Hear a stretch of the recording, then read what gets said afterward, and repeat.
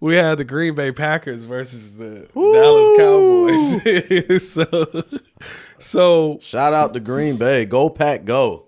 We put green and yellow in the back today because upset of the weekend. You are America's new favorite team.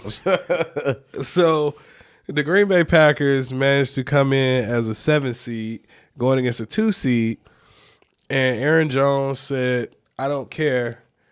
Texas, I own you. Texas is my state. I own you, and I own this team." He said every time Aaron Jones plays Dallas, he has a freaking phenomenal game. Every time. Yeah, that was unbeknownst to me. I didn't know he was gonna come out there and do that. Dallas hadn't lost all season at home, but they went in there and they got their ass whooped. Most of that game was not even close. Nope. The score actually in the end looks a lot closer than it was. They pulled starters. A 7 seed pulling starters in the fourth quarter is unheard of. But they pulled starters for a while. Dallas started making a push. Dak start looking like the Dak we've seen throughout the season. Well, I mean, they pulled some being, defensive I mean, players they pulled too. defensive players, and then the defense is playing pretty much like, hey, don't let anything get behind you. Right. It was the goal is just keep everything in front of you. Keep everything in front of you. Make tackle, kill clock. That's it. So that's why Dak was looking good in the second half. I mean, 27-0 in the first half. I mean, the game is over. Well, it was 27-7. They scored it. Oh, yeah, they scored right before what they shouldn't have, because it should have been a fucking false start. But, needless to say. Hey. They managed to get on the board right before halftime, and they got the ball back. It was curtains. But Aaron Jones just went out there and just dominated in every phase of the game that he could. Jordan Love, man. Jordan Love and C.J. Stroud, I'll say they had equitable performances. Even when they were being flushed out of the pocket, throwing off a back foot, making throws, throwing across the body, throwing deep. Like, he just made every pass. He looked very phenomenal out there against a Dallas defense that you expect more out of again. Dallas defense did not come to play. They did not show up. The secondary didn't show up. Nobody showed up. Romeo Doubs came out there. Nobody showed up. Nobody showed up. Romeo Doubs had 100 yards receiving. What Micah Parsons do? Right? What Micah Parsons do? Nothing. He was chasing them. He ain't do nothing. He was putting pressure, but it wasn't working. They weren't getting to the quarterback. They weren't applying enough pressure. And then in the secondary, dudes were running wide open. They got out coached. They got out schemed. Micah Parsons, to be fair, it was a couple plays where they dropped Micah Parsons back, and they didn't necessarily use him to get pressure. When they switched up to start getting pressure, they started flushing Jordan Love out of the pocket a little bit more, but he was still making the passes. Romeo Doubs comes out here and gets his highest receiving game of his career. Dan Quinn got cooked, man. He got out schemed. He got out schemed. He got out schemed. He got cooked. And the little bit of pressure they were getting, when they did start getting pressure, they barely even punted that game. How many times did they punt? Once or twice. I think. So yeah.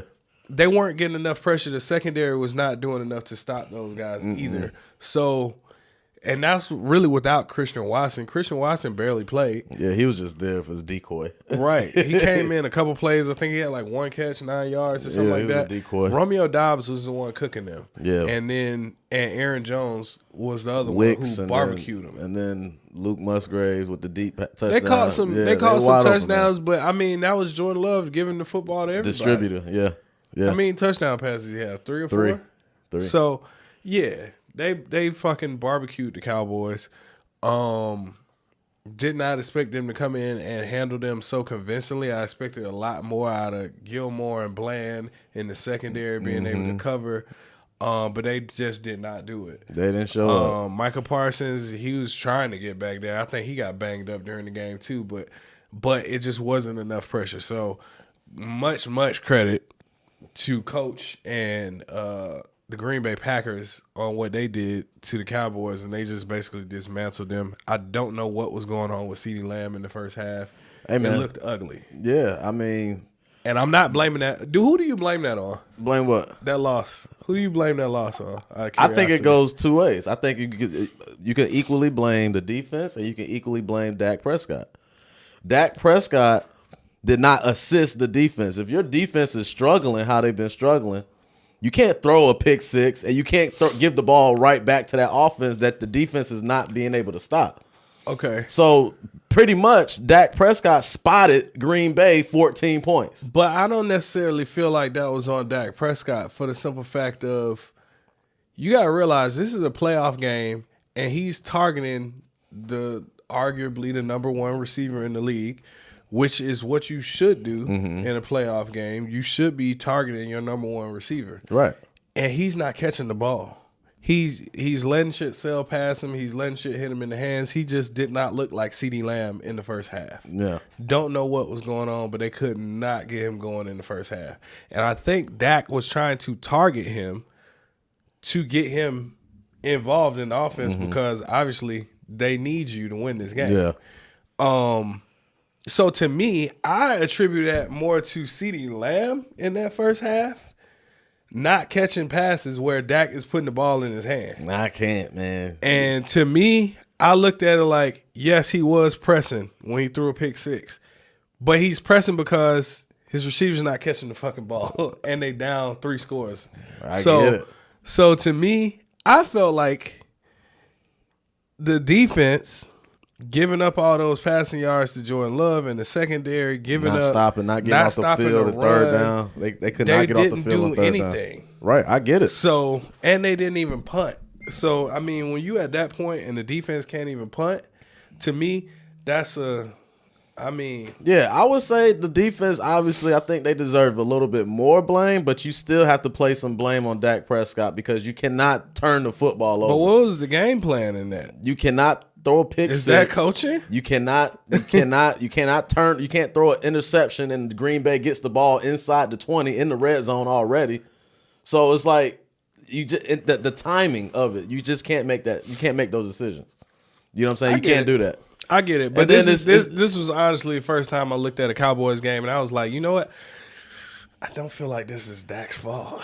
Listen, Dak 2-5 in the playoffs, man. It just is what it is. Yeah. I mean, so do you think they're gonna move on from Dak? They can't right now. Probably at some point. But I mean, I don't think he's a bad quarterback. I just don't think he's when the moments matter. When the moments matter. Big time moment. It's a big stage. And it wasn't even the biggest stage. You talking about the wild card round. But it's against Green Bay. It's against a team that historically, recently, in recent years, beat you. You know what I'm saying? So it's like, that's a big moment. You know what I mean? I think in pressure moments and moments like that, I don't think he excels in those moments, as we've seen time and time again. Right. 2-5 in the playoffs. I don't think so either. But 2-5 in the playoffs. But for me, he is what he is.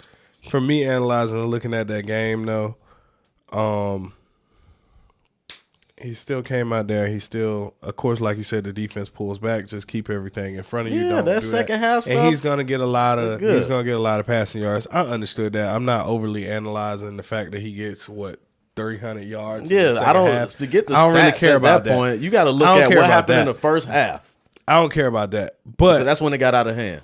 But it got out of hand in the first half because the defense didn't stop anything. Yeah, 2 turnovers too. Now they gave the ball back to. Like I said, the defense didn't stop anybody. They probably had 3 possessions on offense, Green Bay, and then you're gonna give them another 2 possessions. You're gonna give them another 14 points, 13 points. They wasn't stopping anything, so they're scoring on every possession. But then on top of that, you're gonna throw an interception inside the red zone and makes it another easy score, and then you're gonna throw a pick six. That's all happened. They stopped the run. This all happened in the first half. They still stopped the run too in the red zone. So I look at it like this: if you don't spot them 13, 14 points, then you probably have a chance. They still would have lost. They probably still would have lost. Without those 2 picks, they still lose that game. Maybe. And that's my personal opinion, because they won by 16. So you take away 14 points, you're still losing by fucking 2, right?